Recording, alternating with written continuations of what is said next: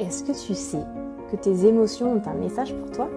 Bien souvent, on associe les émotions, notamment désagréables, à quelque chose de mauvais. Alors, il n'y a pas d'émotions négatives en fait. Il y a soit des émotions agréables, qui sont plutôt agréables à ressentir, comme la joie, et puis il y a des émotions plutôt désagréables, comme la colère, la tristesse, etc.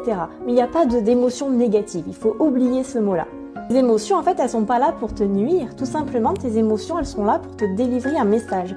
Et lorsque tu as une émotion qui est désagréable, elle est là pour te dire « Attention, là, il y a quelque chose qui te convient pas. Il y a quelque chose qui ne va pas. Et tu as sans doute un besoin qui n'est pas satisfait. » Sauf que dans nos sociétés, et en général tout le monde a tendance à vouloir rejeter ces émotions, à pas vouloir les sentir, entre guillemets, à mettre un couvercle. Et qu'est-ce qui se passe si tu mets un couvercle sur une eau qui est en train de bouillir dans ta casserole? Eh bien ça déborde, et pour toi c'est pareil, à force de mettre tes émotions sous couvercle, ça déborde, ça explose, et c'est normal. C'est pas mal de ressentir des émotions désagréables, c'est normal, c'est naturel, on est tous comme ça. Donc une émotion, on ne la rejette pas, et on ne la gère pas non plus. Souvent j'entends mon enfant n'arrive pas à gérer ses émotions.